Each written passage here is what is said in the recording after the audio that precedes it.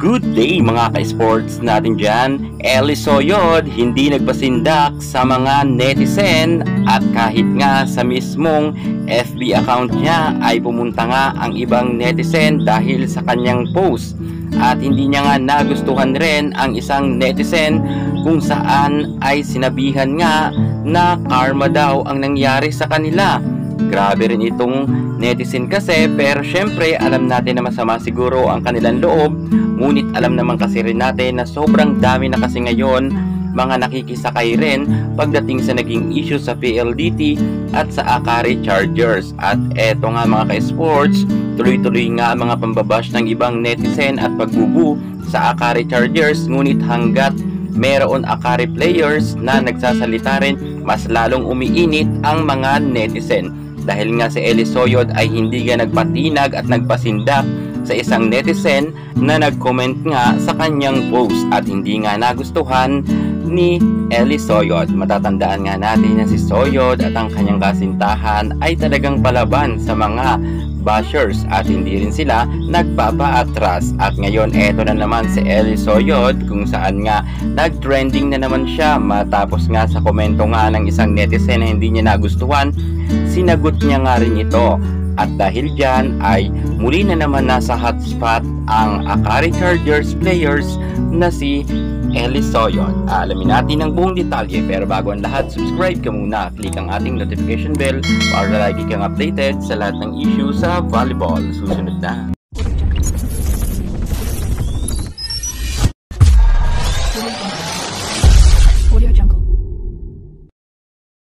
Eli Soyod, bago pa siya mapunta sa Adamson ay galing nga siya sa DLSU, isa sa mga pinakamalakas na team ng kapanahunan niya sa UAAP. Ngunit natanggal nga itong si Eli Soyod at napunta nga siya sa Adamson Lady Falcons, kung saan nakasama niya pa si Queen Gemma Galanza noon. At halos hindi rin naging maganda ang karera ni Eli Soyod nang nasa Adamson siya.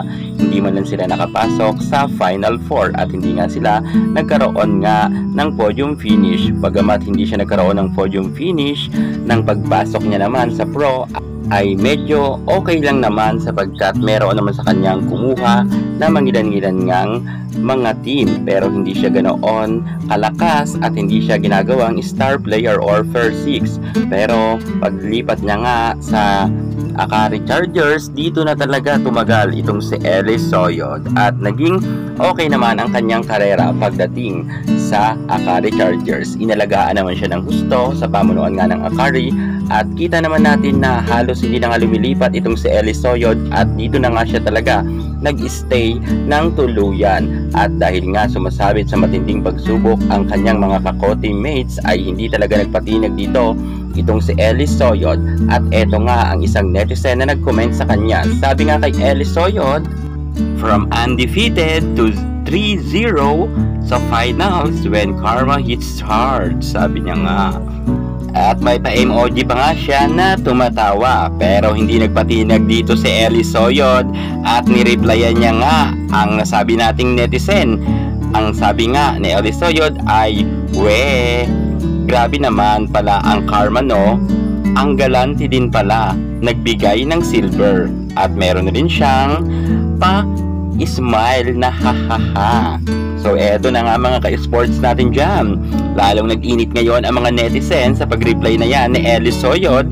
So ibig sabihin talaga apektado daw ang mga nasabi nating players ng Akari. Gaya nga ni Eli Soyod na tumalak nga rin kung saan kung pinabayaan niya na lang sana ang isang bashers na ito, matitigil na nga sana ang mga patutsadahan. Ngunit eto, kumakalat na naman ang nasabi nating reply nga ni Eli Soyod sa isang netizen. At si Eli Soyod nga ngayon ay muling nababatikos. Hindi nga rin pinalampas noon at naalala pa ng netizen yung sinabi ng kanyang kasintahan sa CCS.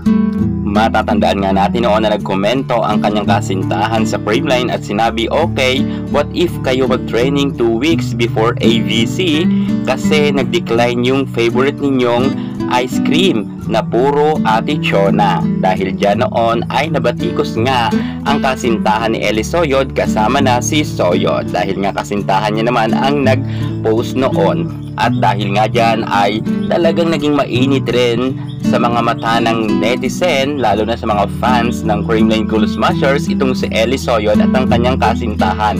So eto na naman muli nga tayo at grabe na naman ang gagalaiti at nagwawarlahan na naman ang mga comment section ngayon sa isang FB page. Pinagbibiestahan nga ang nasabi nating si Ellie Soyod na nagreply lang naman sa kanyang isang kritiko. Pero sa tingin ko naman wala naman akong nakikita ditong masama dahil unang-una sa mismong account naman yon or page ni Ellie Soyod.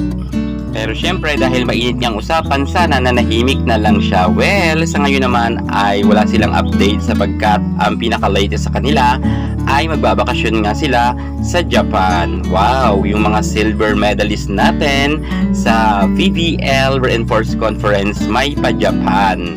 Ingat na lang kayo palagi at see you sa susunod ninyong mga games sa pagbabalik sa Pinas. At galingan nyo sa mga next game dahil sabi nga ni Mar, never of course, never kayong mag-champion sa VBL. Tingnan namin ang performance nyo sa AFC, balik kayo sa kangkungan. Wow, grabe talaga ang mga netizen ngayon. So, basta ang masasabi ko na lang, good luck na lang sa Akari Chargers. I hope na maayos nila ang mga gusot nga sa pagitan ng netizen at sa kanilang team. I hope na sana wala nang sunod na mabu. Yan muna ang pinaka-latest natin sa mundo ng volleyball. At para hindi ka mahuli sa lahat ng issue pagdating sa labanan sa volleyball, subscribe na. Thank you so much. God bless.